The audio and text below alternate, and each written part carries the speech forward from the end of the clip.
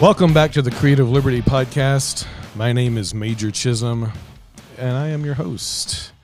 And really, welcome back, everybody. This is my first podcast since my wife and I brought home our daughter, minus a little conversation I had with my daughter that I pushed out. But yeah, and so there will probably do a podcast just telling that story at some point. But yeah, this is my first full-fledged podcast. And in the studio with me today is Mr. Mike Burkett. Welcome. Well, thank you, Major. Yeah. Glad to be here. Yeah. And Mike is not, this is not being filmed. This is not a Zoom. This is just he and I sitting at my kitchen table. And so he's the first. So I guess the quarantine chronicles are over. He's the first COVID-free person in the house to help record a podcast. So, and today we're going to talk about how he just wrapped up completing or walking the Colorado Trail. And I have questions, and boy, does he have some stories to tell us. So first question, Mike, what is for our listeners out there that might not know, that might not live in Colorado, what is the Colorado Trail? The Colorado Trail is a area through the wilderness that starts outside of Denver, close to Morrison and Red Rocks area. And anyway, it's just a series of trails that you can hike, bike, run, whatever, from Denver all the way down to Durango. So it goes through 3 or 4 different forests. There's 90,000 feet of elevation gain on this thing during the time you're out there. Most people, it's close to 500 miles. Okay. So, and then there's a couple different routes you can take. Once you get to the collegiates, you can go collegiate east or collegiate west, and they'll take you at different altitudes. And so there's a 7 to 10 mile difference depending on those 2 routes that you take. But they'll both meet back up again in the southern part of the state. But it's just a lot of people go out and spend some time in the summer and just get off the grid. And there's a lot of people that do that. They bike it and hike it, and you know. And there you go through multiple towns. You go through Salida, Leadville, Bailey if you want. There's a lot of places that you can stop along the way just to spend time in a town or to get new food, get more food or whatever you need. But yeah, it's somewhat popular in with outdoor enthusiasts, and it was something that before I moved here. We were here on vacation, and I saw a book that was this Colorado Trail. And so I was in the bookstore, and I was like looking at this book, and I started going, man, you can walk from Denver to Durango. And so it just fascinated me. And I was still living in Indiana then, and I was like, I really want to do that. That just sounds like something that would be fun. And I know that I'm a little bit off kilter anyway in how my thinking process works, but to just go do something to challenge yourself, because that's all you're doing. It's just a mental game is all you're playing. And it's, it's really good that I did it this year, because with all of the new dances we have to go through as educators, had I not experienced what I experienced out there this summer, I would really not be in a good spot right now. So anyway, I always wanted to do it. And we moved out here in the first couple summers. I couldn't because we had so many visitors coming. And as a matter of fact, my oldest boy, because I had talked about it so much, he did it in 2016. So our second summer here, he could break away, and he did the whole thing. So in 2017, I actually did half of it. I hiked from Denver down to Mount Princeton Hot Springs Resort, which is like 230-ish miles. So I did half of it. And then this year, I was going to start it and do the whole thing again from beginning to end, and then that didn't work out. And so we ended up doing like 250-ish miles this time. Yeah. So. Wow. That's the Colorado Trail. I bet, as with most long hikes and stuff like that, and we've talking a little bit off air about some of that. It's definitely physical, but it's also mental. Oh, yeah. So mental's the worst part. Yeah. So tell me your story. Tell me, you started and ended during what months and what dates? I started June 25th. Okay. And I got done. I stopped July 25th, 24th, 25th, somewhere in there. So right at a month. No, July 23rd. Okay. So tell me about your trip. To preface, I do need to say that the one I did in 2017, when I went out to do it in 2017, that one was, I don't want to say easy because it wasn't easy, but it was smooth. Yeah. There were no issues whatsoever. Okay. I mean, not even a blister. Mm-hmm. And you hike 230 miles, nothing, no weather problems, no communication problems with people back home. I mean, no food problems, no water problems, nothing. It just went as smooth can be. And this was, I'm not exactly the skinniest person in the world. And so when I went to do this in 2017, people kind of doubted whether or not I can do it or not. Sure. And I'm also one of the most stubborn people in the world. And so when anybody that said I couldn't, some of the days I was hiking just out of spite. Like, right. Yeah, you're not going to tell me I can't do something. Yeah. But no issues. I mean, zero issues. And this one in 2020, I think just goes along with the year that we've had. Sure. This one I have titled Embracing Misery because it was horrible almost from the word go. So just even getting to the trailhead at the beginning, I wanted to start at Indian Lakes. It's a different starting point, but you don't. The original starting point is Waterton Canyon, and it's a 6.5 mile hike to start on a road, just a road through this canyon, and people use it for biking a lot. And I didn't want to hike on that road. I wanted to go straight to the woods. Sure. And when we started, I had my youngest boy was with me, who's 19, my nephew who just graduated from high school in Lafayette, Indiana, and then my nephew's buddy who also just graduated. So the four of us were there. Okay. And so I put in the Google Maps or whatever that's going to take me, and I put in the other trailhead, and you end up driving right by the Waterton Canyon trailhead. Mm-hmm. But I wouldn't find it. So I passed Waterton Canyon thinking that's where we're going to go. And my wife is actually taking this because it's like 5 a.m. when we leave here, and she's got to be at work at 8.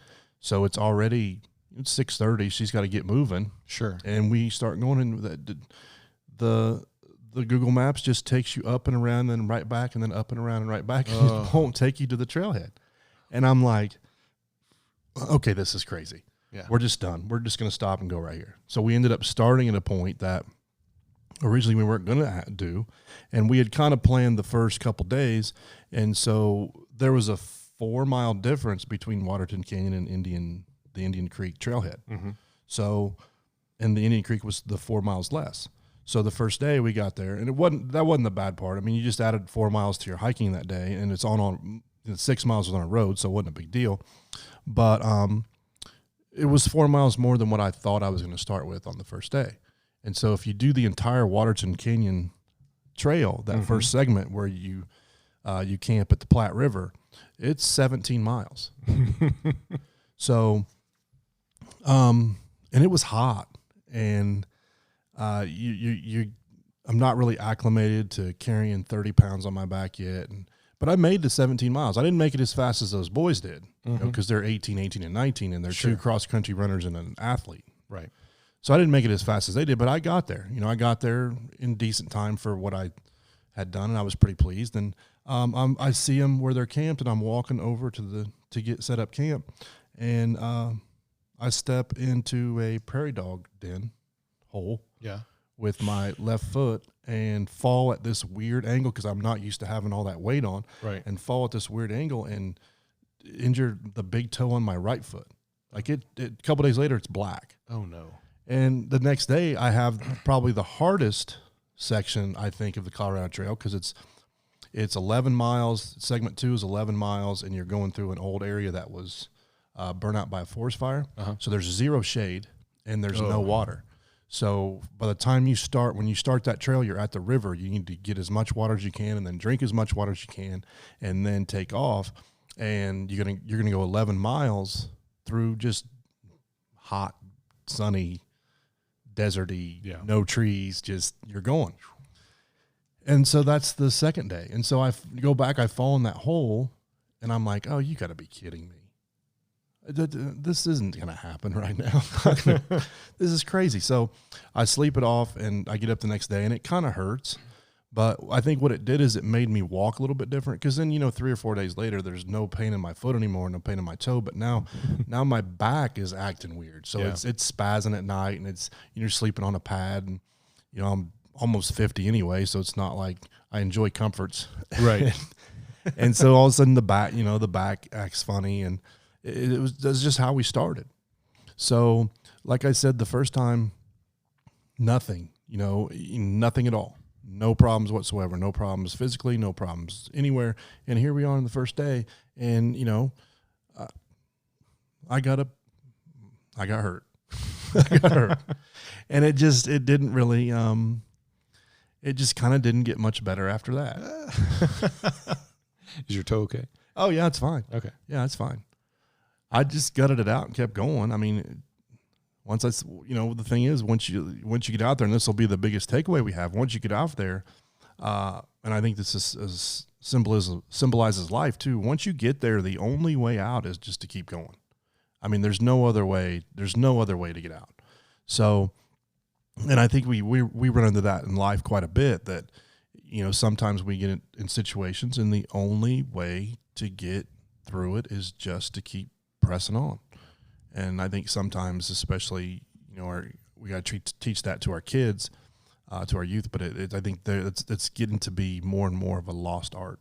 I agree. Of being able to just grind stuff out and press on and persevere and go. And so quitting was never an option this time either.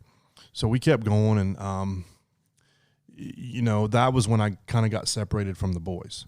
Okay. So the boys hiked at a much quicker pace than I did, because they're younger and I wanted to do maybe 12 to 15 miles a day, and these kids were doing 20 to 25. Oh wow. Yeah, so we were in whole different worlds. Yeah.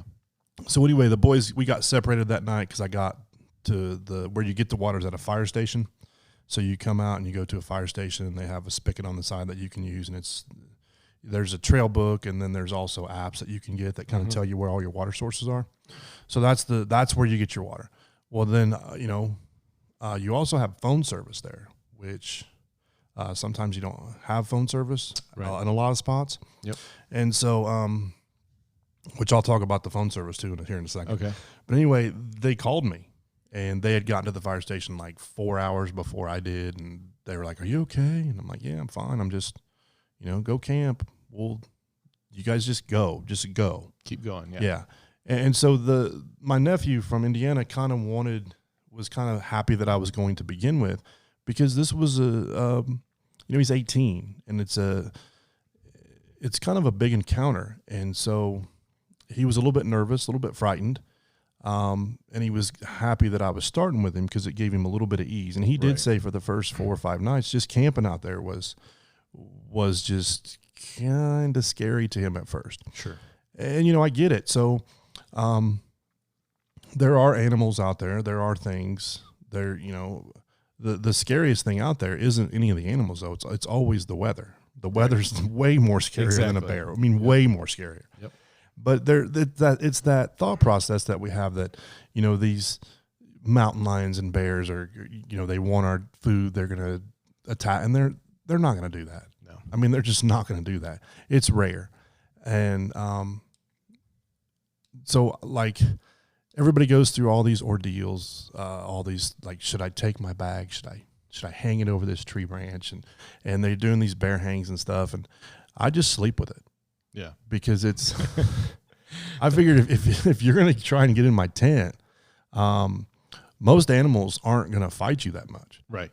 So I sleep in it, and I have trekking poles. And I thought, well, if you're going to try to get in the tent, I'm just going to knock you with the trekking pole, and 99 times out of 100, that's going to make them go away anyway. Right. And you want that food more than they do. Yeah. And the thing is I have an emergency room to go to. Right. So if they get in there and swipe me up or whatever, and I got to go to the emergency room, I can. Bear and a mountain lion, they don't really have an emergency room. So everything that they do is guarded and measured so that they don't get injured themselves. Exactly. So I'm not really worried about that part. But anyway, so we got separated at that point. My son stayed with me. We would meet in the morning and then take off and then meet in camp. And we did that for a couple days until we got close to Kenosha Pass.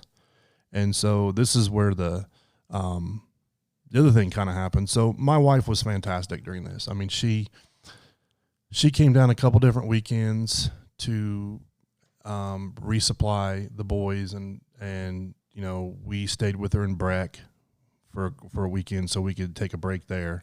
And she was really good. So, but this was one of those times she was really helping us out. But I didn't have phone service. And so this kind of this got me angry and me alone. But what happened was I didn't have phone service.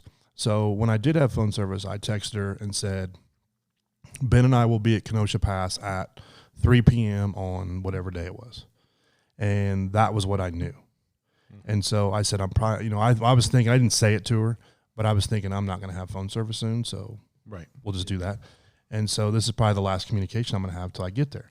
So anyway, I don't hike as fast as the boys. I've brought that up a couple times. So Ben and I were still meeting in the morning, then we'd leave and we'd camp together. So we had decided that morning that he was going to camp at this spot that was like 12 miles down the trail. And so I just kind of meandered that day.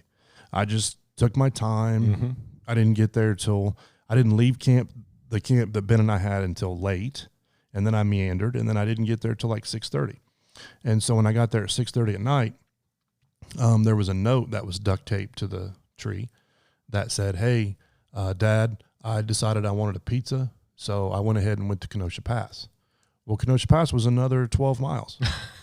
So I think 10, 12 miles, whatever. So he said he got there at 10:30 in the morning, and here I am. I don't even think I left camp till 10:30 in the morning. Right. And he had already hiked that 12 miles and got there, and I didn't get there till 6:30, and he said he waited around for a while and he couldn't take it, so he left. And so when he left, that kind of changed the dynamics of the resupply thing. So my wife came to Kenosha because the other two boys were going to be in Breck anyway because they were ahead of us. Right. So my wife came Friday, the next morning, whatever the morning was, and picked Ben up in the morning and went to Breckenridge where we were staying, and everybody was there. And then I don't get any of these messages until I'm coming into Kenosha at the 3 o'clock time that I had originally thought we were hitting. Right. And so here I'm coming in, and my phone finally has service, and I have text galore and voicemail messages, and one of them is from my wife, and she's like, "Hey, we're gonna be there in the morning, and where are you? Can you call?" And we didn't contact each other. So, for whatever reason, it's just me being me again. For whatever reason, that whole fiasco just kind of and it wasn't a fiasco for anybody but me. Sure. Like nobody was really put out. Right. My wife the most, because she drove there, and then she was in Breckenridge when I finally had service. So she had to turn around and drive the hour back to come and get me and then go back again. So if anybody was put out the most, it was her. Sure. And here I am being mad because I was like, this isn't what I signed. I don't want to be on a schedule. I mean, I don't want to be on a schedule. I'm crying about it. I just want to be out here doing nothing. And anyway, it's just me being me. And I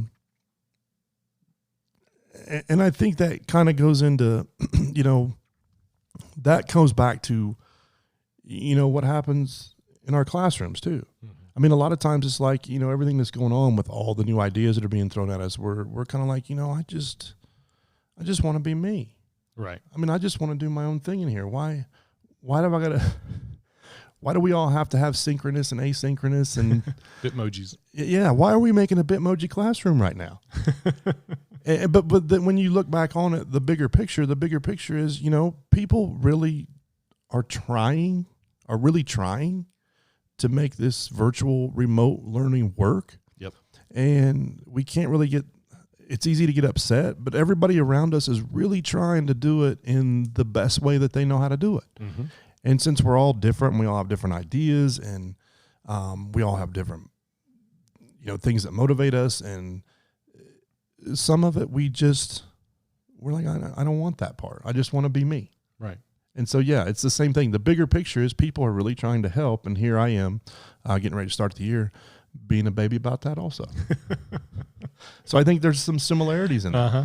And that is kind of how it goes. So they say when you're out there hiking that the trail provides, and it does. And so when I go back and look at how easy 2017 was, and I think I made this point earlier, I think this one was hard because it had to be hard. I mean, for me and where I am and what's going on, it had to be hard. Right. It couldn't be easy. And so, we keep going, and I get to Breck, and I have a couple days to rest, and I get back out there. And now when I go back out to start the second time, I have a buddy of mine that's coming from Indiana. And so we've been friends since high school, and he went to Ohio State University. So he brings in another fraternity brother of his that was from Ohio State. So they meet me, and I think I'd met this guy. His name was Adam. I think I'd met him once before, way like maybe 10, 12 years ago or something. Okay. But the other buddy of mine, his name is Jed. So those guys meet me in Breckenridge, and now they have 10 days. So we're going to do 10 days together and try to get from we decided that we were going to drive up to where I stopped in 2017, and that's where we're going to start from there. Okay. And then I was going to try to go as far as I could before I had to be in Breckenridge on like July 25th again.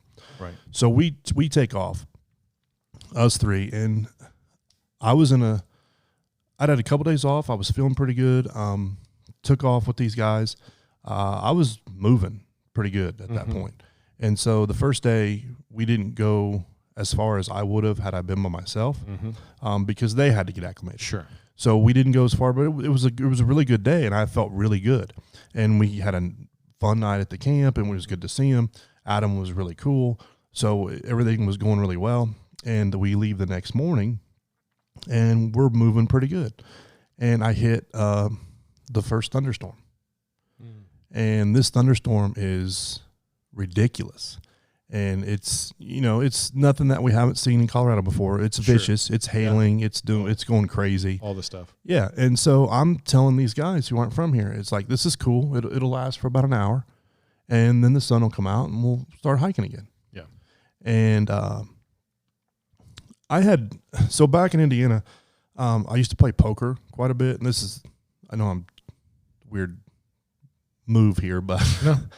Anyway, I'd won some money in a poker game in Muncie once from a guy whose dad owned a golf store.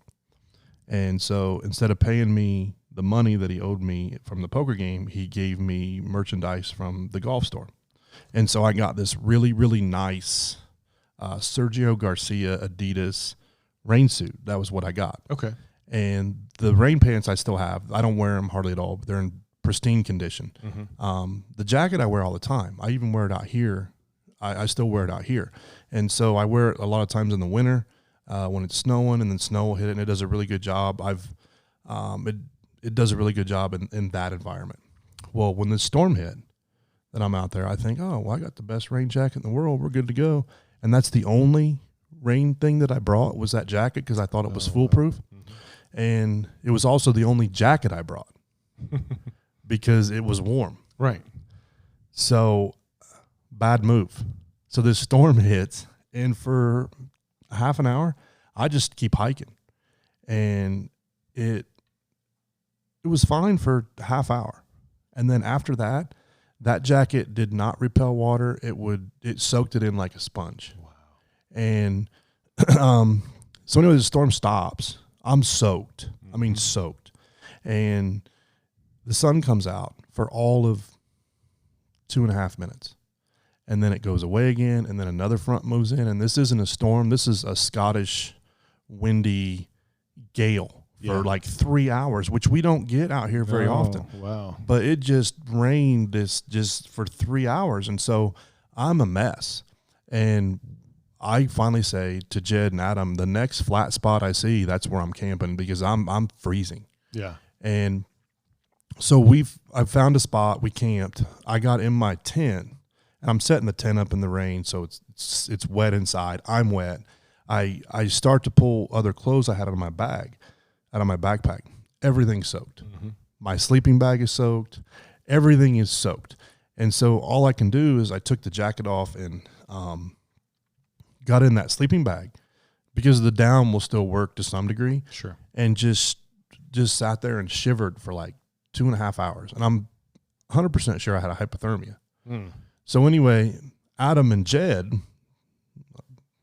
built a fire, which you're not supposed to do. Why is that? Because that's kind of illegal. Oh, okay. Yeah. So you don't want to start a fire in the woods, Right. in Colorado, because what we're seeing right now. Yeah, well, there's like 5 fires going on right now in Yeah. Colorado. But for our audience, that's fine. Yes. That's fine. So you don't want to do that. Now, the thing is, it had rained for 5 hours. Yeah. So all the area around us was soaked. So there were puddles everywhere. There was things.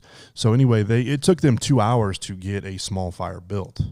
And, you know, it was illegal. I'm not going to say it wasn't. But the thing about it was, if they hadn't built that fire, I don't know what would have happened to me, because they actually made me get out of the tent, being shivered in there. They took a lot of the clothes that we had and they built a clothesline. And so they were drying the clothes. They had my jacket out there, but they made me stand by the fire. And the fire, I could feel it putting life back into my body because I was so cold. But I just instantly felt better. So I was spinning, you know, front and back. And I could go to sleep that night comfortably. And I was like, I'm really glad they did it, because it was, you know, I don't know how sick I would have been if they hadn't done that. But but what it did is it kind of, that was the first real thing. So where I thought, I didn't plan that well. Mm-hmm. I mean, that kind of shook me. Like, I didn't plan that at all. Why do I not have a fleece in here? Why do I not have, you know, something else, an emergency sleeping bag, or why is this the only jacket I brought? And so that kind of shook me. Like, I just thought, you didn't plan this correctly. And I kind of get accused of that a lot anyway, and it's right. I mean, my wife says it a lot. You didn't think that through. You didn't do this. And she's right here. And she was, you know, that was a time where, you know, I paid because I didn't think something through. And so I felt kind of bad, because I was always making fun of Jed, because when Jed was talking about all the stuff in his pack that first day, I kind of laughed because he had everything. I mean, I was like, when are you going to use that? Well, let me tell you, he brought an emergency sleeping bag blanket thing. We used it that day during the rain. And I was like, good call. Yeah. But I didn't prepare like I was supposed to. Right. And that kind of shook me a little bit. So that shook me for a couple of days. It just shook my confidence, Sure. When everything went so smooth, and now all of a sudden it's not, and it hasn't from the get-go, and that kind of shook me. And then it didn't get I persevered, but it didn't get any better even after that. I mean, so Adam and Jed and I were hiking, and we were together for like 4 days, and I go slower in the morning. Mm-hmm. So that's another issue with the people that do the 500 miles. They leave at like 6, and they usually have 10 miles in by, you know, lunchtime or whatever. And then that's how you get your 20 in. Right. I don't like to leave at 6.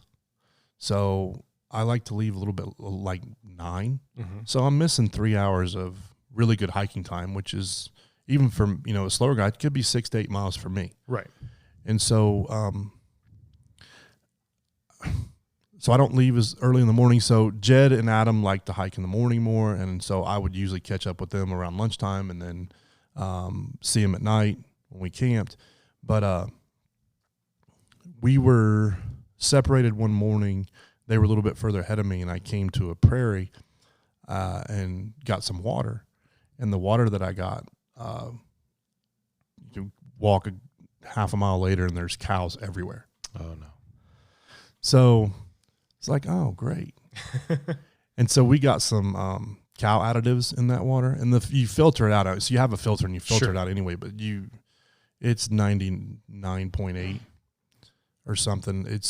But I got some of the additives in it, so it made me sick. Oh, no. So now I'm getting sick, and I'm coming into Highway 114. So you're south of Gunnison and south of Salida, and you're kind of in the middle of those two, but you're south. Uh-huh. Might be a little further west, closer to Gunnison. Yeah. So anyway, I'm coming up to that highway, and I find a little stream, just a really small stream, And so I have this pump filter, so I'm pumping and I'm getting some water, and I fill up the first liter and chug it, and I instantly feel better. And then I'm pumping the second liter, and I just snap that plastic filter in two. Oh no! And now I'm really, really pissed. And so the filter it's funny looking because it's in this mesh bag, and it's got tubes so you can do gravity, whatever, and it's got all this stuff. It looks like if I was a heroin addict and I had all my needles and I was just going to carry them around with me. Okay. But that's what that reminded me of. And anyway, it breaks. So you don't want to leave any trash out there. So I pack everything back in that mesh bag, and then I got to hike a mile up the logging road to get to Highway 114. And I am just kicking this bag and screaming and cussing and yelling and going nuts. And finally get up to Highway 114 and just I'm going to hitchhike into Salida. That's what I'm going to do because I've had it. And so I get a ride like instantly. Oh, wow. Yeah. And they're going to Buena Vista. So they're like, yeah, we'll just drop you off in Salida. And I didn't know how far away it was. It's 65 miles.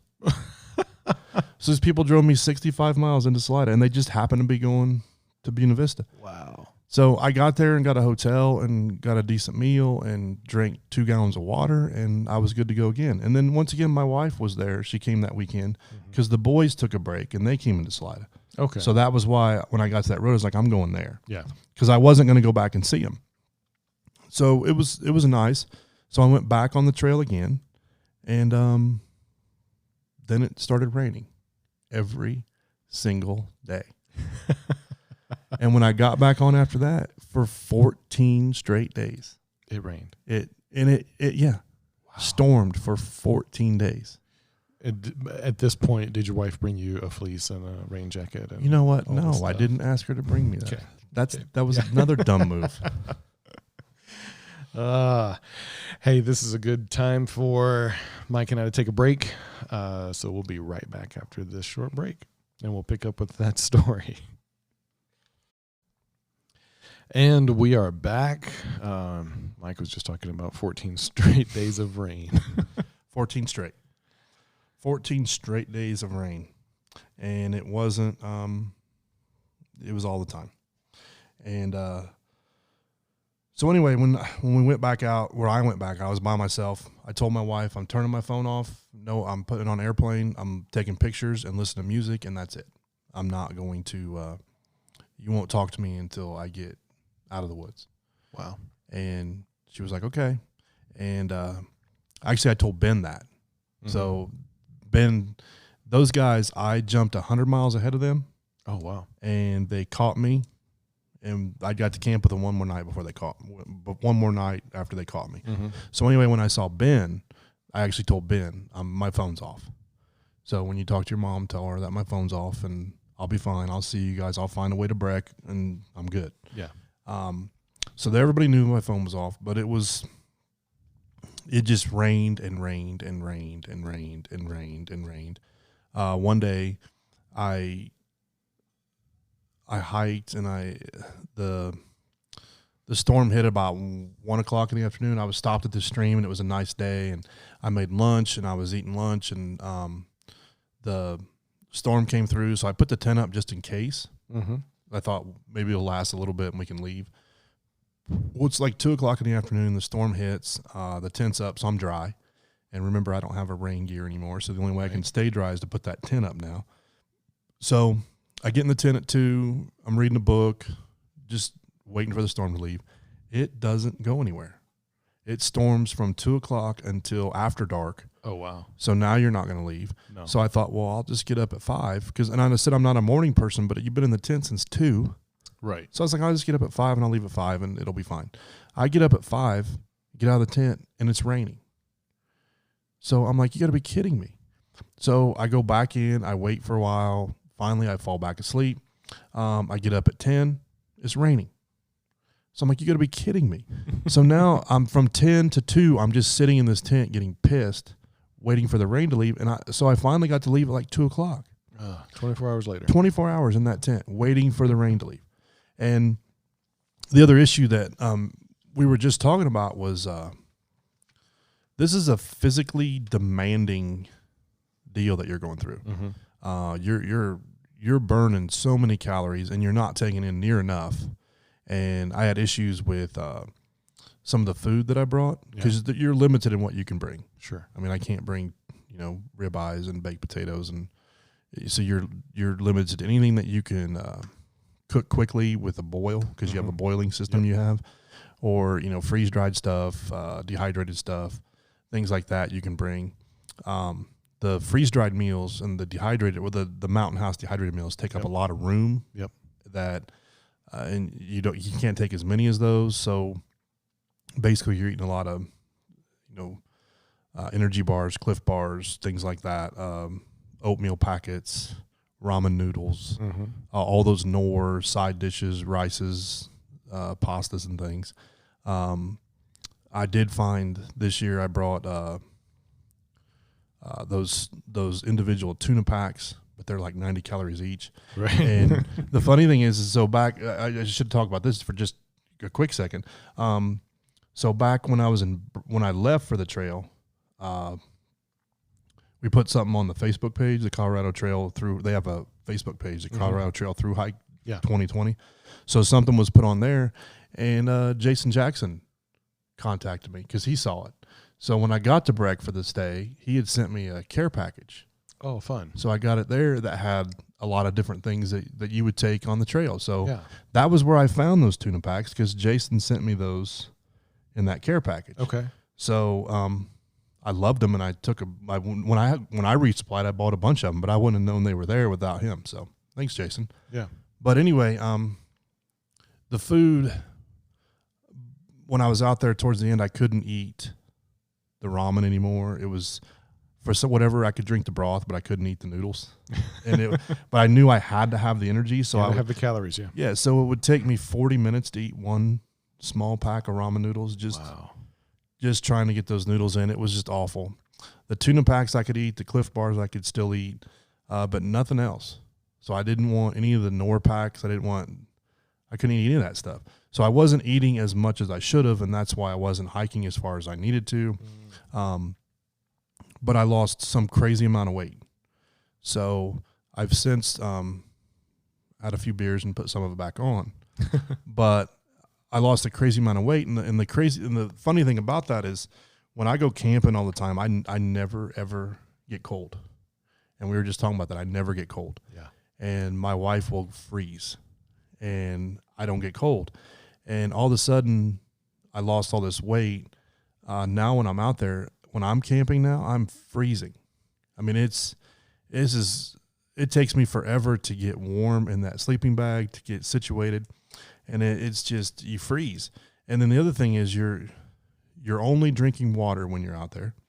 And the water's fantastic. I mean, the water from the Colorado streams and stuff is amazing. It's, you don't even need, like Adam, the guy that was with me, brought all these Gatorade packets thinking he was going to have to flavor his water. We got to stop somewhere, and he gave them all away. So the water's so good, you don't even want to flavor it. But anyway, I lost this weight. It was hard to get to sleep. Finally, you do get to sleep. It's 3 in the morning or whatever, and you finally start to feel comfortable. You start to feel warm, and then because you've drank 6 liters of water during the day, well, now nature calls. Yep. And so when you're out there camping and you're finally warm, and you'll toss and turn. Like, I don't want to get up. I don't want to go out there. I don't want to do this. And finally you do. And this happened more than once. Finally you get up and you go take care of business, and you look up, and the stars are like 6 inches from your face. Wow. And they are everywhere. And you're just in awe. I would freeze, finally get warm, get mad because I had to go to the bathroom, fight that, get up, go to the bathroom, and then see the stars, and then wouldn't go back in the tent.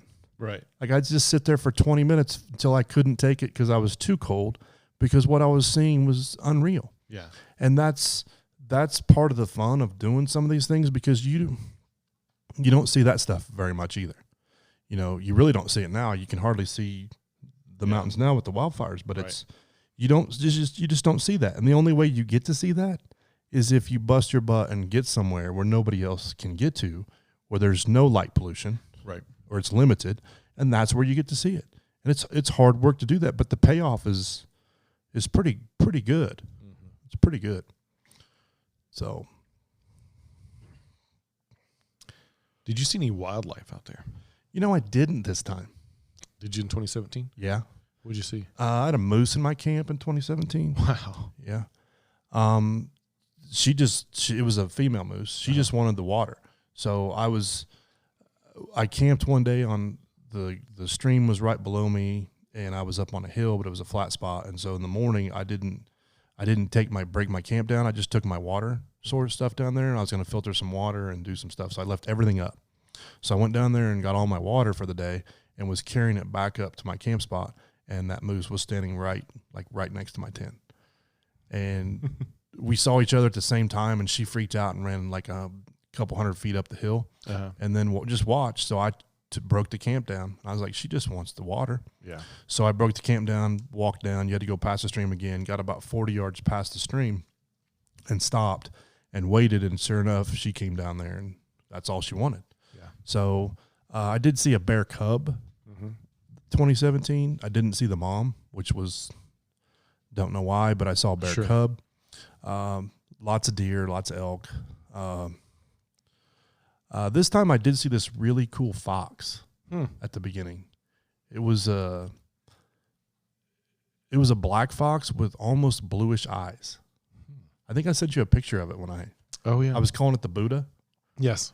Because back from our other project, from the Little Prince thing, when Shoop was calling the fox the Buddha. Yep.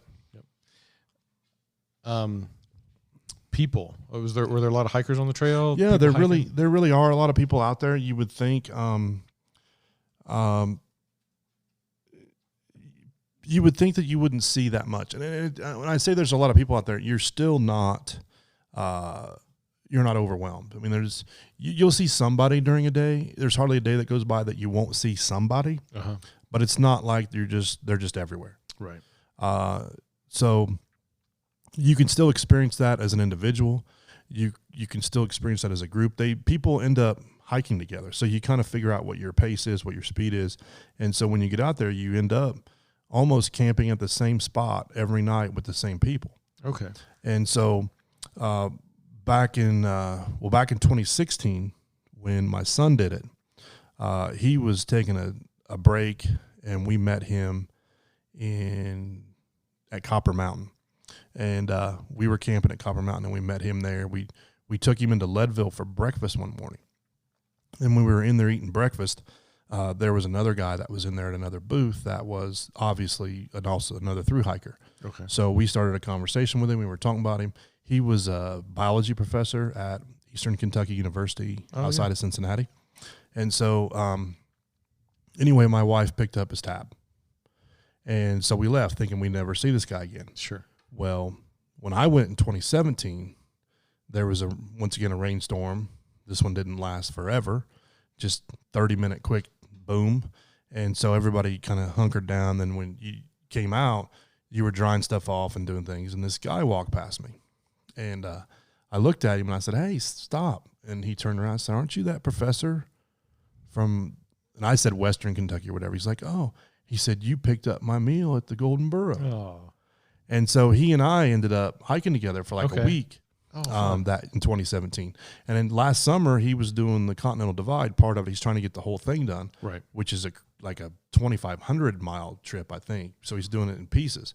So last summer, he was doing a northern section, and he came through Rocky Mountain, and I picked him up, and he stayed at our house for a couple of days. Oh, cool. And then we took him back out there.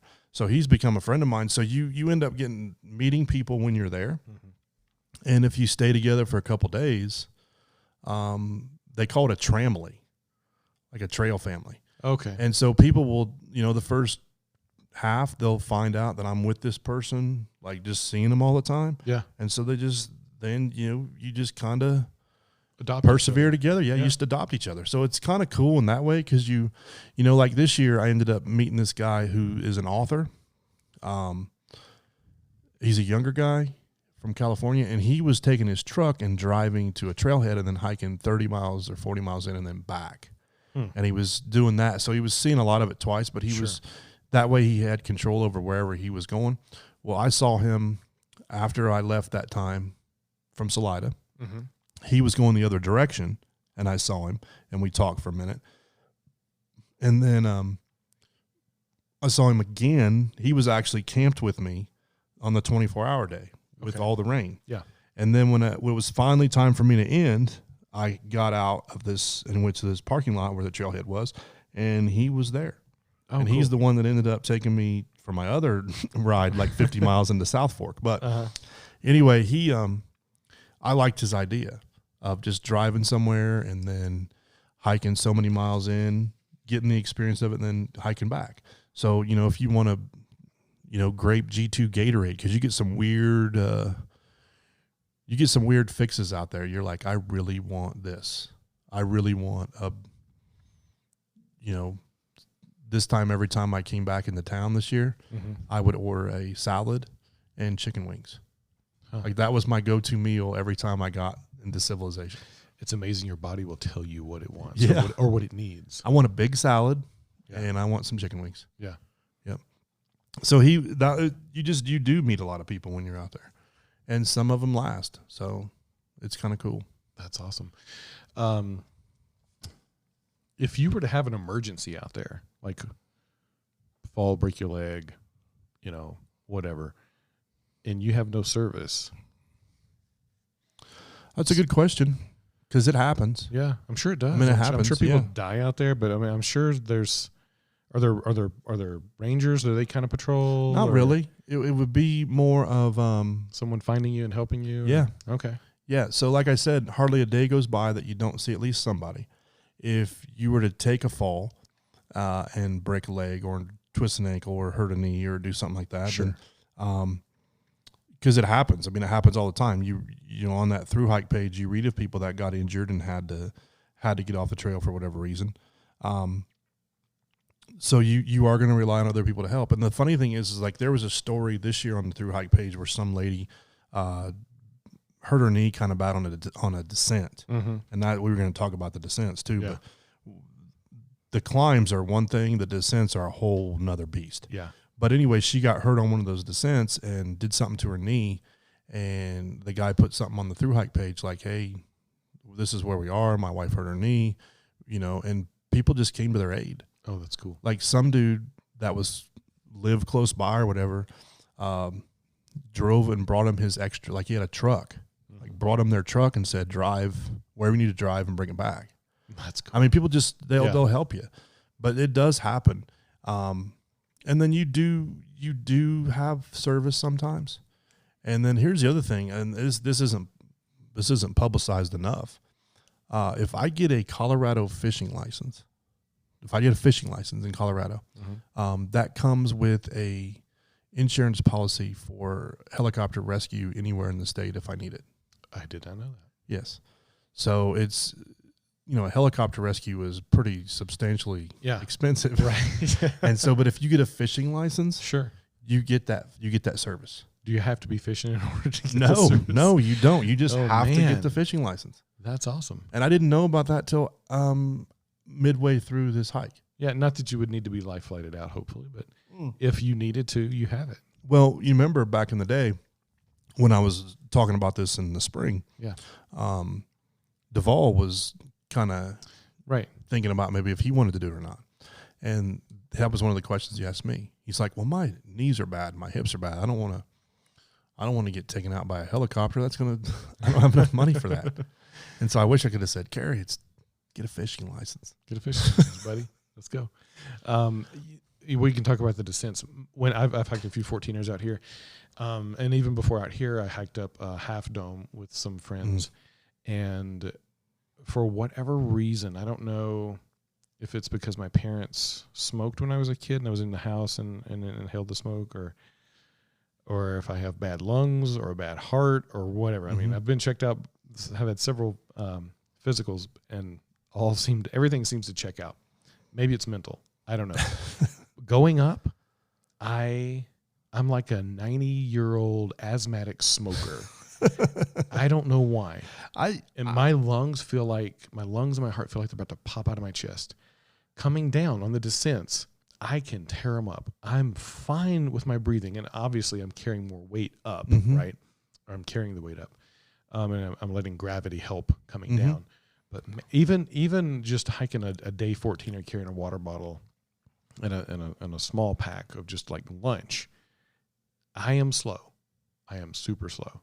And I hike much better in the summertime and breathe much better in the summertime than I do in the winter. I've done one or two, maybe one 14 in the winter, and I couldn't finish it. Right. And just because my lungs were burning, my heart was racing, and I didn't feel so bad because I went with a group of people, and this guy who runs, my friend John, he would run like 15 miles a day. He comes down, he's like, I just can't do it. And I'm like, I don't feel bad about turning around, going back to the truck. Let's go. So, but yeah, so I don't know what that's about, but I have a slower time going up, and I can blaze down the descent. So complete opposite. Yeah. Surprisingly, I don't have the breathing problem. A lot of people do. That's for whatever reason never bothered me. I'm not sure maybe it was the smoking thing growing up. My mom smoked in the house too, but I think all the athletic stuff that I did as a kid. Me too. I did tons of stuff. Ran track. Yeah, I don't know why I don't have that. I have an issue coming down. Really? Yeah, and neither one of them are. It's not an endurance issue. It's not a oxygen issue. It's a physical. Like I don't go fast going up. I'm not a mountain goat. I'm not going to go crazy. Right. But I can use my thighs and my rear to grind up those up things. Coming down though, I'm using different muscles. And so because of all the basketball that I played as a kid, my ankles are horrid. Yeah. And the wind changes and I am threatened to get a sprain at some point. Gotcha. And so they're just really weak. And coming down, it's like some of those times when you're up, once you get above 12,000 feet, it gets really rocky. And when you're coming down those descents, especially when you're in the San Juans, you're up above 11,000 feet all the time. Right. So when you're doing those descents aren't on just a dirt path. I mean, it's not just like a clean dirt path that you're coming down. Right. Because those are okay. I can do those. I'm not going to do them super fast, but if it's just a clean dirt path that's going down, I can do that. I don't really worry about it. But a lot of times when you're on the trail out there, especially in the San Juans and you're descending, it's like you're going down that path, but somebody took 100 cases of softballs and dumped them out, and 100 cases of baseballs and dumped them out, and 100 cases of golf balls and dumped them out, and then just for good measure took a whole bunch of baseball and softball helmets and just put them out there and just spread them all out and said, walk on top of that. Yeah. And that's kind of what it feels like for me. I know like the boys didn't feel that because they're doing 25 miles a day, so they're just hop, skipping, and jumping over everything. Right. But all those rocks just never feels like they're stable. And it's the tiny ones that get you. It is. They'll turn your ankle in a heartbeat. And I've had that happen. Yep. Since my ankles are so weak, and your trekking poles are almost useless up there because there's nowhere to put them. Those descents just killed me, and it would take me so long to get down some of those because it was almost like I was a 90-year-old person doing parkour, picking the route that was least likely to end up in me dying. Right. So you're just trying to pick them, and it's hard.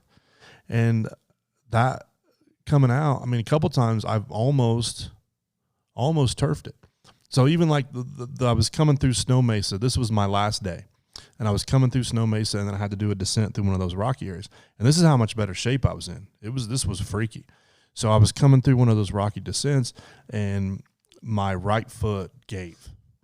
And so all of a sudden, it threw me off the trail. That could have been kind of dangerous. And my left foot caught like a piece of solid ground, and I was falling backwards.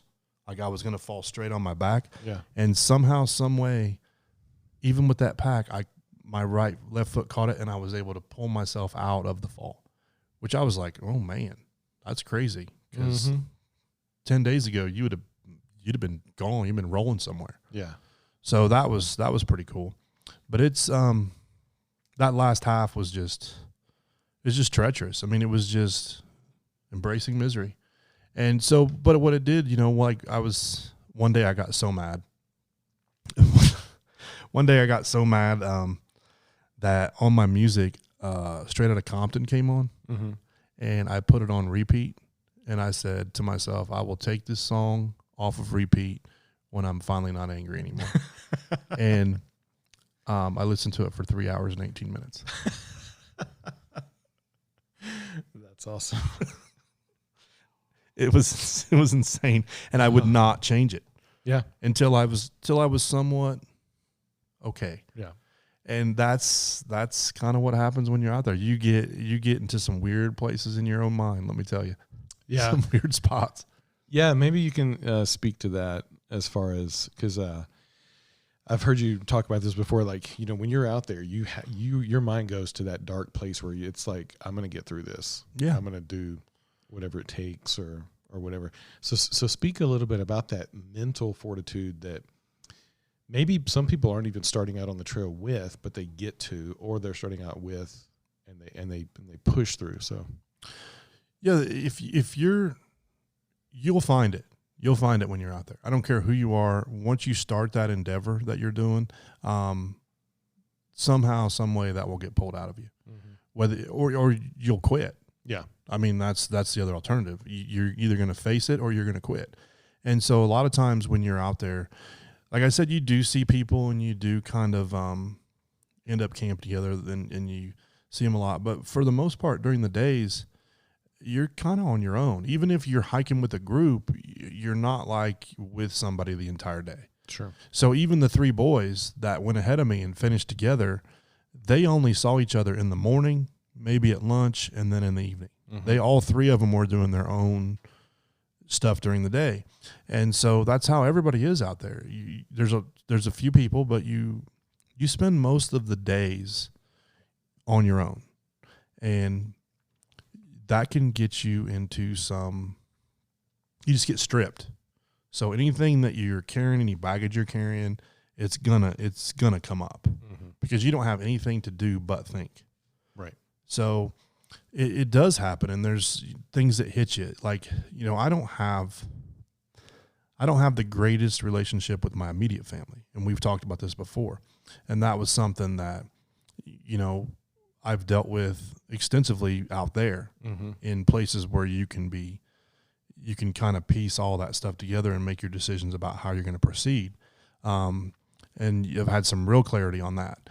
The other thing it helps me with a lot is, as a coach, when I'm out there, I have a lot of time to really think and dissect how I want my upcoming seasons to go. And you think a lot about all the things that you're going to do there.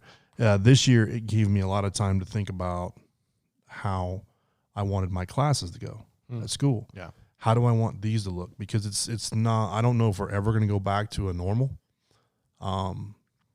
And there's a lot of things that were kind of being pushed that were in the works anyway. I think what's going on is just going to kind of push them over the edge. And I think,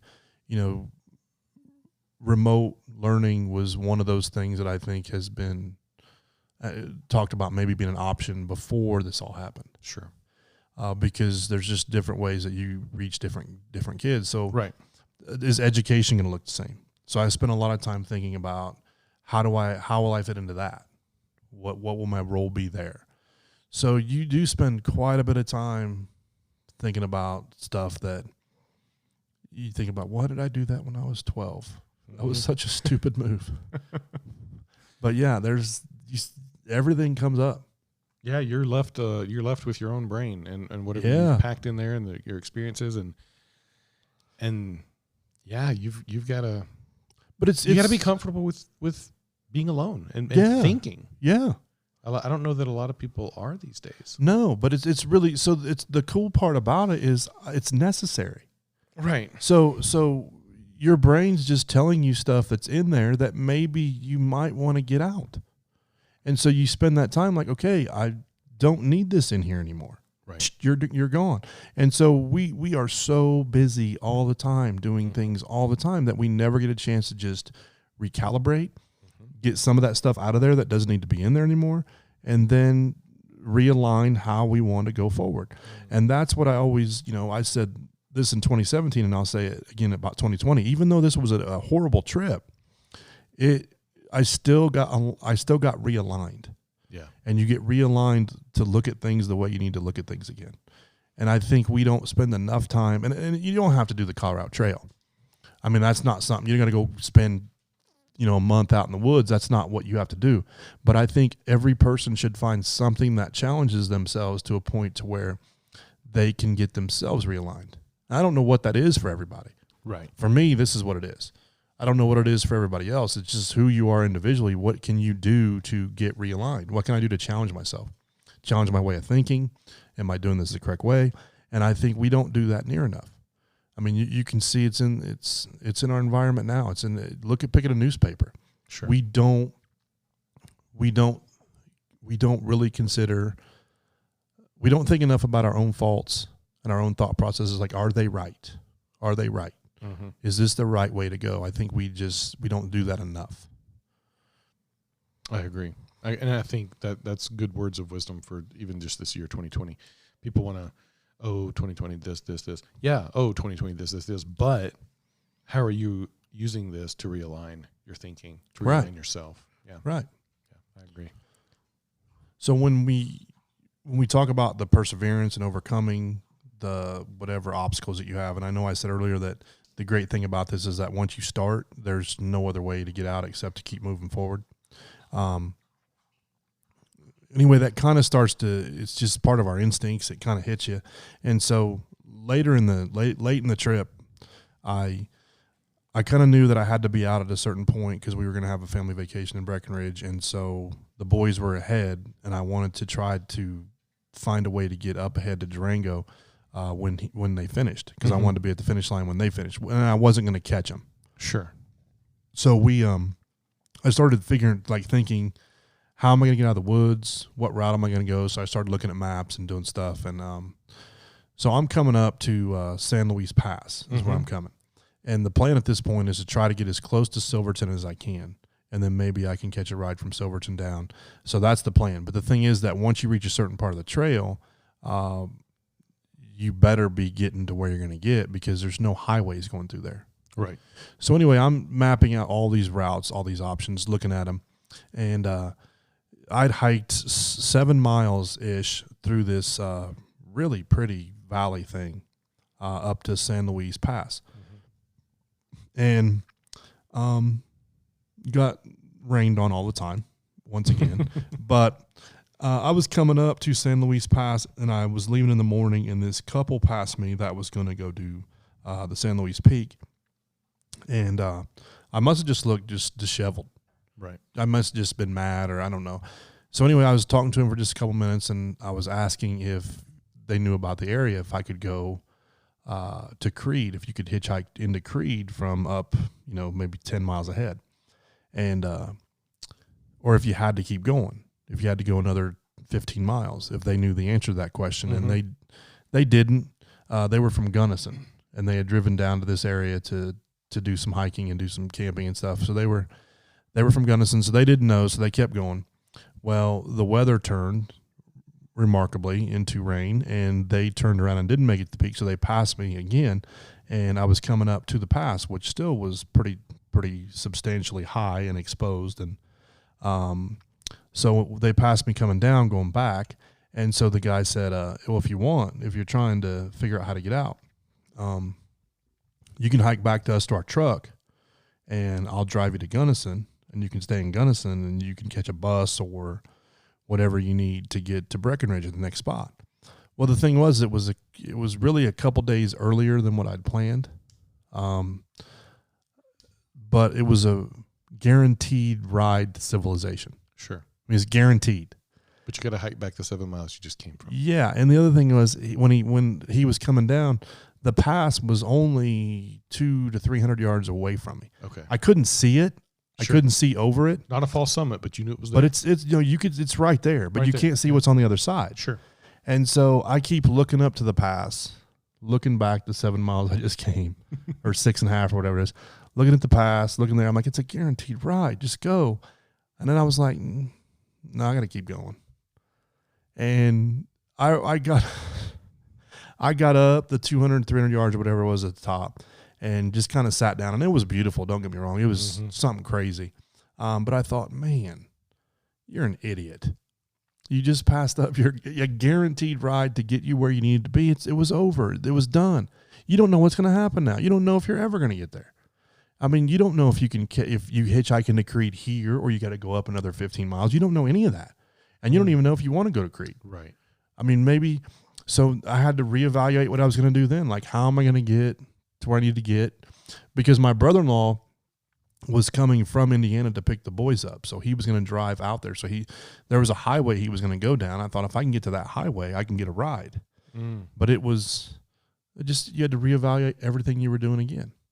And I was like, man, you're so dumb. You had a guaranteed ride.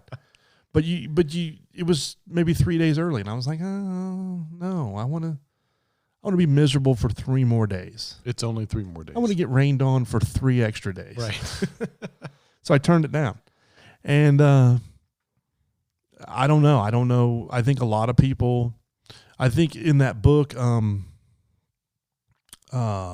what is that book called I just read by Rob gave it to me, Walk in the Woods by Bryson. Right. And he's talking about there's a point where they were going to rent cars. I think in the movie they were going to rent a car and drive up and do something. And then, Robert Redford character finally was like, no. I mean, he just like, no, this is what I signed up for. I signed up to come out here and to do this walk. And to do this walk, I'm not going to allow, easiness or something to come in here and make it easier. This is what I signed up for. And you be the man that you said you were going to be. So, no, I don't want to go 7 miles back and go to Gunnison. I'm going to keep going forward until I have to get out of here. Yeah. And that was the step that we took going forward. And it was, I say we being probably me and all of my demons. Sure. But I kept going. And, I think that was so the funny thing is that that next day, like when I left them and got over the pass and then hiked down, that was the day of the 24-hour rainstorm. Okay. So I turned the ride down and then was having lunch down there at the stream, and then that was the 24-hour rainstorm. That was the same day. Okay. And that made me even madder because I had a ride. No, I'm going to sit in this tent for 24 hours. So it was fun. Talk about the terrain for those who are listening who might not have been out to Colorado or have, kind of hiked the Colorado Trail. What is the terrain? I think when people think of Colorado and you're hiking through Colorado, that you're on ledges and you're over all not this really. Stuff. There's a couple spots that are a little sketchy sometimes. You do go on some ridges and there's some lines that you got to walk to where the path is only maybe it's less than 2 feet wide, and there'll be a drop on one side. Sure. And but you get pretty comfortable at it. Yeah. So even me, I didn't feel bad on those. You go through a lot of different areas. You go through, a lot of forest type stuff. Some of the aspen groves that you go through are just insane. Really. And I would love to see those when they were turning. I mean, it's just crazy beautiful. And I was going through one that was like a 1/4 mile flat spot, like straight through an aspen grove, and all you can see is aspen trees and your little path going beautiful. Ahead, and it's amazing. You go through some rocky areas. You go through some dry desert type stuff. Above tree line is pretty cool. So when you get above tree line, that's pretty cool. There's just a lot of tundra stuff that you're going through, and that gets to be rocky. That's really rocky up there. That's where you can have I still talk about having your problems coming down, but it's just a whole wide variety. So I don't think you're ever you're never really in danger of losing the trail. Your biggest deal would maybe be that you got to a fork and took the wrong one. Sure. But I don't think you're ever in danger of not knowing where the trail is. And the book that they put out is really detailed. The miles are probably off a little bit. But then there's, like I said earlier, there's an app that you can do, and the app is done with GPS. So you look at it and you can always see where you are, and you can always see where you're going. And then there's different things on there that you can find, like water sources and, points of interest and things like that. And people can leave comments on there. So especially when you're trying to plan to get water, you can start looking at these sources, and you can see if they're actually running or if they're dry or if they have cow additives or whatever. Right. Like I didn't read the Razor Creek rating until after I drank the Razor Creek water. Gotcha. And it said, don't drink the water. But I'd already drank the water. You already drank it. I mean, if you had Giardia once, what's wrong with having it again a couple more times? Yeah, that was going to be one of my questions, is about, like, you mentioned earlier you have to fill it with water, drink as much as you can, fill up your pack with water. And so it's good to know that there's apps and places where you can get water, because if you didn't know, you'd have to use your fishing license and get flown out. Yes, you would. Yeah. You definitely would.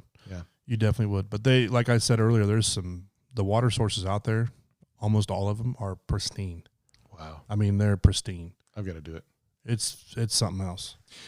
Talk for a minute about gear, other than not having a rain slicker and a fleece. If someone wants to do this and not do it like, in parts, but, kind of break it up like you did, and not go like straight through. So we're not talking ultra, but just what's some really good gear, like boots? Like, do you need a couple of pair of boots, one pair of boots? What do you do? I don't even wear boots. What do you wear? Trail runners. Okay. That's what I wear. That's what I would wear. Yeah. My son wore boots this time. It's what he wanted. My other son wore boots when he did it. A lot. It's just personal preference. Sure. So actually my son didn't like the boots after he got out there. Mm-hmm. So this is how stupid these kids are. He actually, those Adidas flip-flops that just they don't go in your toe. They just, one strap goes over your foot. Yeah. One day he hiked 24 miles in just those flip-flops, just those sandals. Because he didn't, and I'm thinking, how do you do that? Right. But he's young and agile, and he just. Yeah. I mean. In those sandals, he just does 24 miles. I'm like, that's insane. I'd frame them.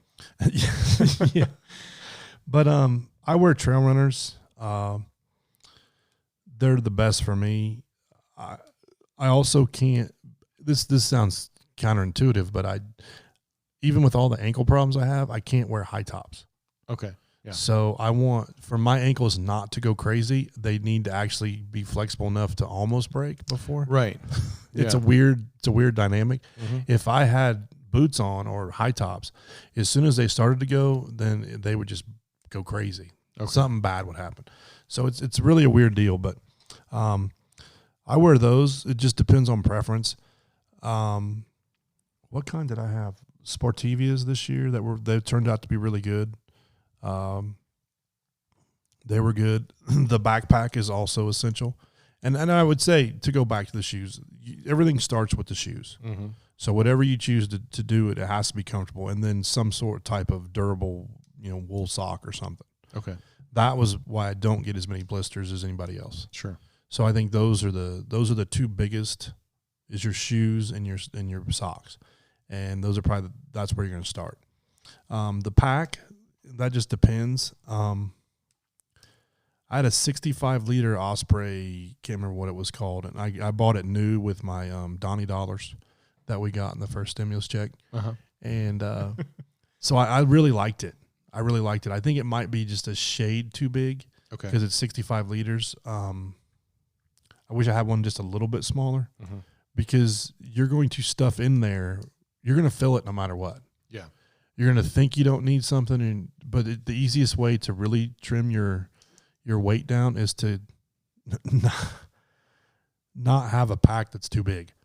Right. Because if I can fit it in my pack, I'm going to take it. Right. Exactly. And I'm not one of those ultra light people. I don't care about that. And that sometimes comes into play, is that I'm going to do that. I'm going to put extra weight in because I want that to come with me, and I don't care. Like you took a book. Yeah. Yeah. Yeah. So like when I went to resupply in Salida that day, I bought, I really wanted to take out there a block of cheese and a salami stick. Okay. So I went to the store and bought a big salami stick and a block of cheddar cheese. And that weighs a lot. But you know what? That's what I wanted. Yeah. And so extra weight, and it fit. So it was going. So for a couple days, that was what I ate. And that, because I couldn't, like I told you, I couldn't have a hard time eating the other food. Right. But I had a nice knife, and so I could slice off the pieces, and it was just a really good snack, and it made me feel better. And that's what you need. Yeah. But the pack's a big deal. So that one I got's pretty good. I wish I would have got one just a little bit smaller. Mm-hmm. You need your filtration device, whatever that's going to be. As it turns out, there's all kinds of different ones on the market now. I bought this pump one because I thought it'd be faster. It broke. Jed, my buddy, he had a different type of pump. His pump also broke at some point after we got separated. The tried and true and always reliable is the Sawyer squeeze. I mean, that's always going to be tried and true. It's always going to work. It's easy to clean. You're never going to have any problems with it. It's light. So they sell the Sawyer, the regular Sawyer, and then they sell the mini. If you're going to do something like that, I would recommend getting the regular Sawyer. I think it's like $65 or something, but it's never going to fail you. Okay. Now, the only thing that will happen is you can't, depending on the time of year you're out there, you can't let that little filtration thing freeze. So if you're out there and you're camping and it gets below 32 degrees, you got to make sure that you put that where it's supposed to be, because that'll mess it up. Okay. But when you're doing this in the summer, you really don't run into too many freezing days. Yeah. So you just got to make sure you keep it in your tent with you. But that's it. I don't know. Food is a whole different, just depends on what you want food-wise. Like I said, I brought those salami sticks and block of cheese one day, but it's all going to be stuff that you're going to have to either boil water or eat cold or something like that. So there's all kinds of different things you do. So that dude that I told you that drove his truck and came back and did whatever. Yeah. He has a freeze dryer. Like, he has a food freeze dryer. Yeah. And so he bought one of those and freeze dried all of his meals and brought them out there with him. And so he gave the night we were camping together, he gave me a couple samples of some things that he had freeze dried. And he had these little triangles, things that were pumpkin pie. Ooh. And he's like, try this. And so I tried it, and you put it in, and at first, your first bite is the chalkiness of it, of just the freeze-dried. But then once your saliva mixes with it, it was legitimately pumpkin pie. It tasted just like. Interesting. It was crazy. And so when he was the one that I said took me back to South Fork when I was done. He had a jar of, he had freeze-dried sauerkraut. And so when you tried that, it was like one of the greatest potato chips you've ever had. Oh, wow. It was fantastic. I was like, that is perfect. So he freeze-dried all kinds of stuff, and he said his best meal was he freeze-dried meatloaf, and it was awesome. And he was going to keep doing this until his freeze-dried meatloaf ran out. And last I saw on Facebook, he's still out there going strong. Oh, wow. Yeah. That's awesome. So he's just having the time of his life. But, yeah, the food basically, the thing I could have saved a little bit of weight on was a tent. So the tent I had before was pretty lightweight. It was nice. One of my sons used it for something and then put it in the garage, and the dog ripped the rain fly. So that tent you can use for, the tent's fine, but the rain fly's messed up, so you don't want to. You didn't want to take that out there this time. So I bought a different one, and it was a little bit heavier, and it was durable, and it was good, and the footprint was built in, and that's what I liked, and I didn't have to mess with all these different pieces. But it was almost 5 pounds. So what'd you get? It's some REI dome thing. One man, 2 man? I do 2-man. Okay. Because, like I said, I put my backpack in there. Right. And so I sleep with everything in there, so I don't have anything outside the tent. Yeah. Because what will happen is, besides the weather being the most dangerous thing to worry about, the most annoying thing are the rodents. So the mice, the pica, the marmots, those things are the most annoying things. Because, your trekking poles, because you're walking every day, you sweat on them and do stuff, and so there's salt that are embedded into the handles. Yep. If you leave your trekking poles outside, the pika will chew your handles off, trying to get to that salt. Yeah. So you got to make sure you put those in the tent. They're the annoying thing. So one night I was camping with this dude, and the pika kept running under his tent, trying to get something, and you could hear him going, "Get out of here, get out of here!" And one pika just came right up and sat on my leg, just looked at me. But they're annoying. Yeah, they're cute little things, but do they taste good? You roast them over a fire? I did not. I don't think there's enough meat on there to mess with. Yeah. But no, I did not. But they're annoying, and the marmots will, like my son has said, the marmots have tried to steal his backpack before, and just those things that go crazy. Yeah. But the big animals don't. But this is funny, though. So people have that perception that the animals, and we talked about this kind of before, but they have a perception that they're going to run into problems with bears and mountain lions. And you know, like I said, it happens on occasion. So what was funny was on that thru hike page, when you start at Waterton Canyon, you do 6.5 miles on that road. You get in the woods finally, and you go up maybe 3 miles, and it's this famous bench that somebody put, and that's actually where the Indian Trail Creek meets the Colorado Trail. That's the one where I would have met. It's called Lenny's Rest. And so, but you're just into the hike. I mean, you're just into it. Right. So, and you've only been in the woods for a couple miles. So anyway, somebody posted a video on the thru hike page where they were taking a break at Lenny's Rest and having lunch or whatever, and they got bluff charged at Lenny's Rest by a black bear. Like, they had video of it. Wow. Like, it stomped its paws, and Wow. And I was thinking to myself, my goodness, I'm sitting here saying animals aren't a threat, and they really aren't. Right. But you're still going to have those occasions where something happens. Right. And so you go out, you're going to start the Colorado Trail, you're nervous anyway, you have all these thoughts, you just get in the woods, you finally take your first break to have lunch, and you get bluff charged by a black bear, and you're supposed to go another 490 miles. Most people will be like, "Oh my God, this isn't what I signed up for. I'm done." Yeah. So the video, maybe just the whole circumstance of it, of being in that spot and knowing what they're doing and knowing the thought process when you're in that spot. Like, I just got into this. I don't know what I'm getting into, what's going to happen. And you're in that whole still, anxious, nervous, excited, scared. I mean, all your emotions, and the black bear bluff charges you. Nice day. Oh, that's awesome. But I don't know about it. I mean, some people can talk gear for days. I don't. Sure. I'm sure you wore a hat. Yes. Yeah. Sunscreen. Yeah, I took sunscreen. You're above tree line, so you're exposed. Yes. Well, I didn't have to worry about sunscreen since there's so much rain. But yeah, for the most part, you're above tree line a lot. You're exposed in some areas. Some days like if you're going through the forest or the aspen groves or whatever, it's nice. Yeah. But sunscreen's a must. I did wear a hat. I don't know what else I would need for there. Oh, I would say vary what clothes you bring too. Sure. Because I brought one pair of pants. I brought a couple pairs of shorts. No, one pair of shorts, one pair of pants. The other thing was, this is where I was also proved wrong.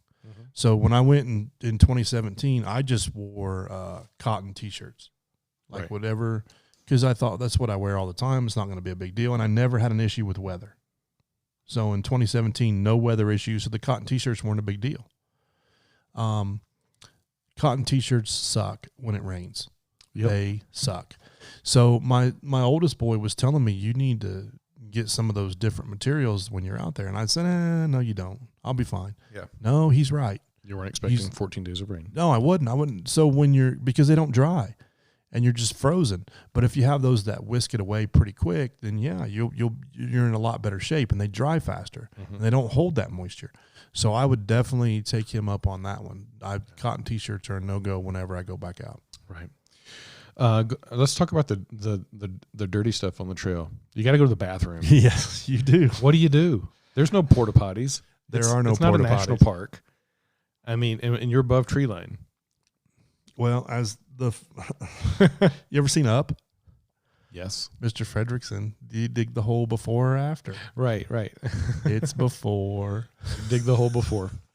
And yeah, and that's another thing for those of you who haven't done this or haven't been in the woods much. You always want to leave it better than you found it. So Oh, most definitely. Yeah, you dig a hole. dig a hole. You bury it and you take your stuff with you. Yeah. So you're packing in toilet paper Yes. or butt wipes or whatever. Yep. I had a whole bag that just had toilet paper and then had individual bags that you could dispose of what you needed to. Right. Okay. But people do leave it out there, which is disgusting. Sure. And I know toilet paper disintegrates pretty quick in rain, but still, man, come on. Right. Pack in, pack out. Right.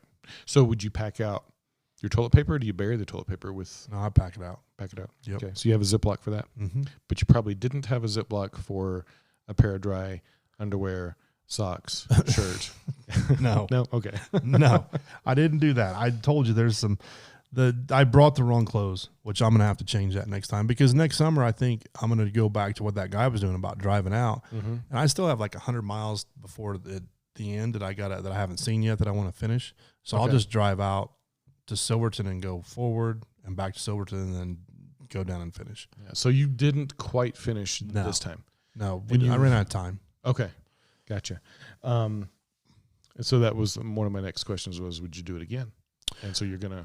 Yeah, but I think what I've learned is, so I've done it twice now or done 2 different sections where I was out for 4-ish weeks, 27, 28 days.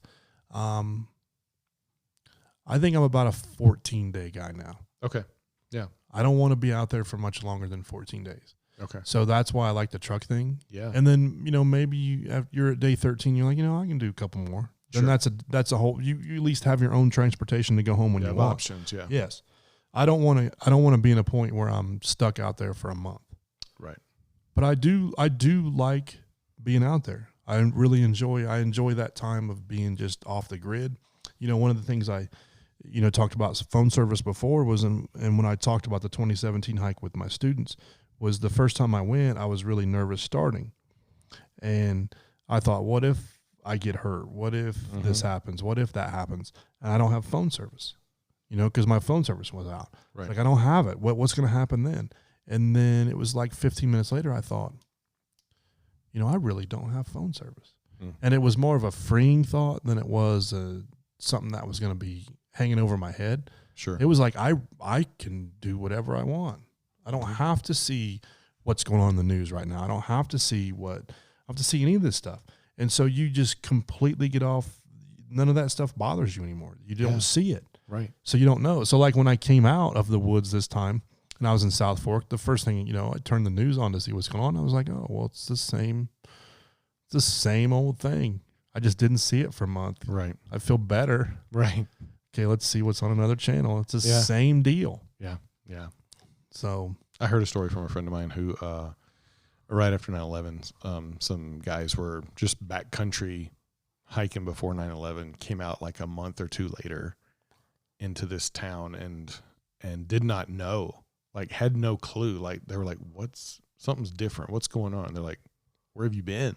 But they didn't know, so nothing like that has happened. And you coming back is just this same old. No, it was same old stuff. It was the same show that I saw before I left. Right. What would you do different? Definitely bring different rain gear. Yeah. That's for sure. Because that is uncommon out here for us to have 14 days of straight rain. Well, I'm reading more and more that they have what they call the monsoon season in the San Juans. Okay. And in the southern part of Colorado, they have a monsoon season. And I think this year was more just a slightly extreme version of the monsoons.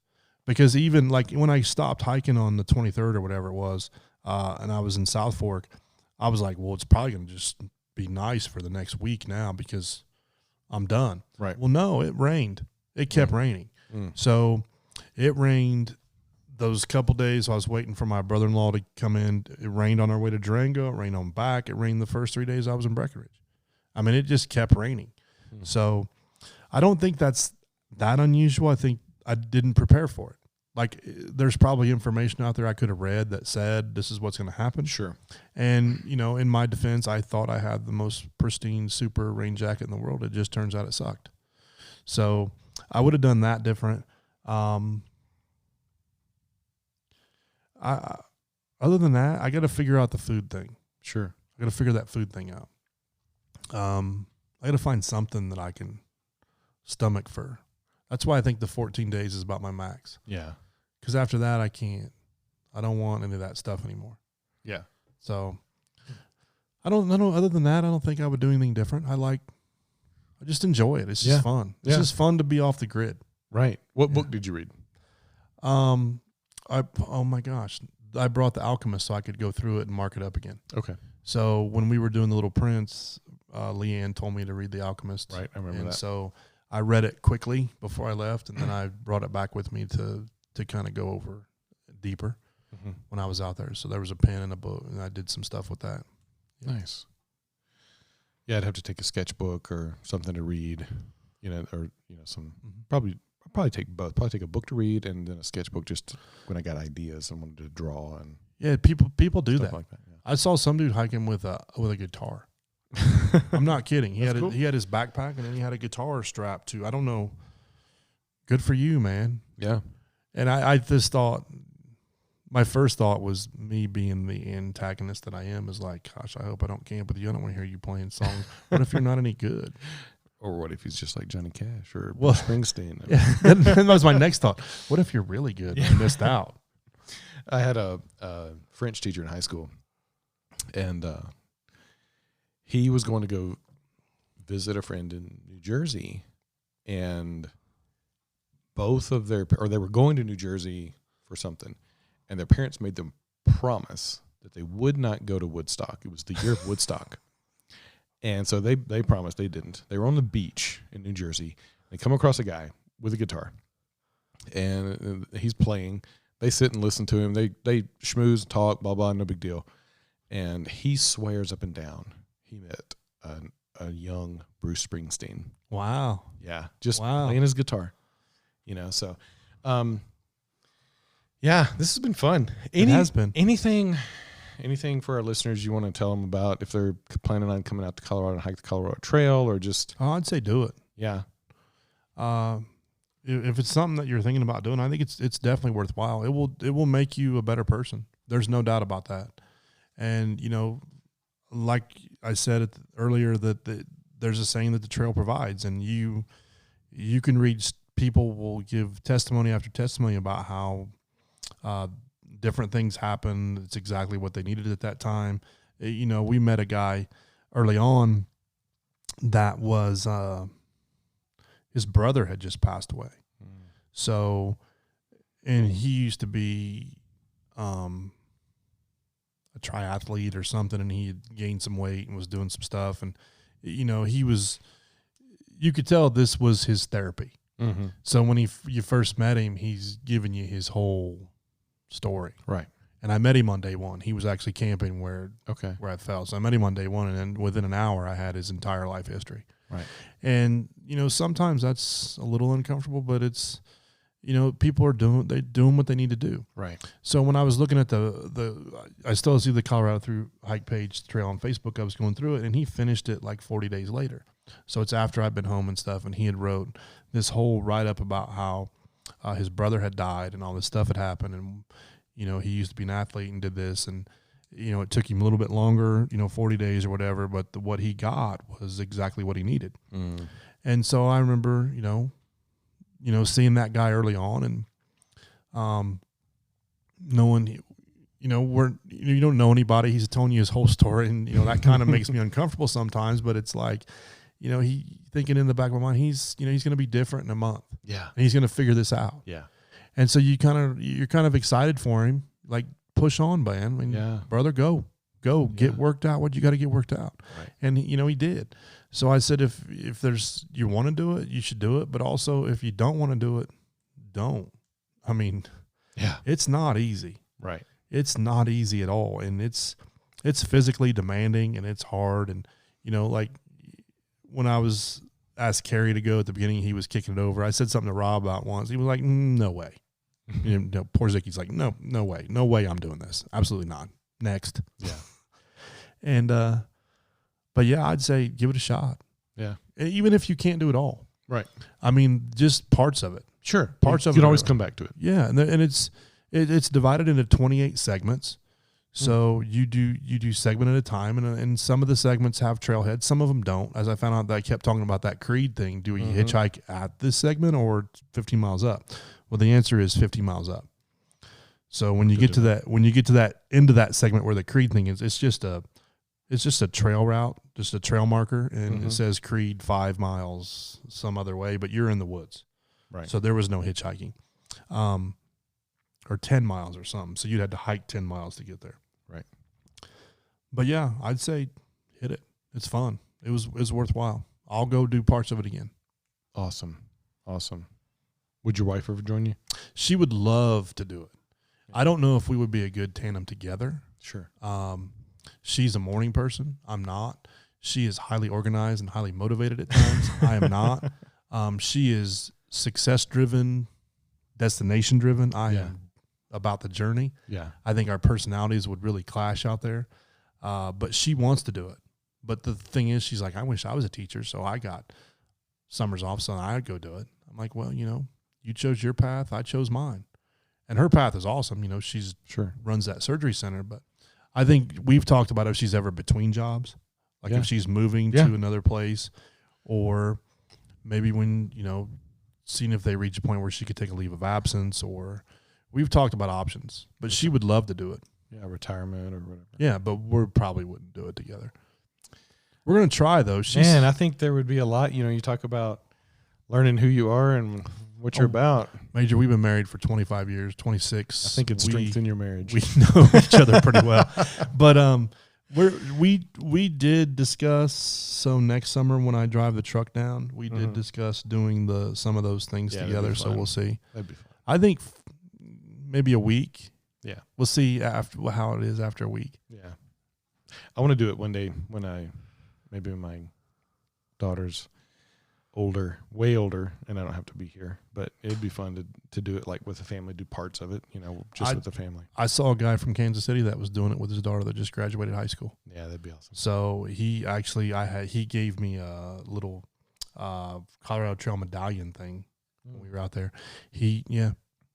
Graduation didn't go like they planned, and I think he was originally from somewhere out here. Yeah. And so he brought her, and they were hiking the trail, and she was just some giddy little, 18-year-old girl just having fun, and he was just tramping behind her.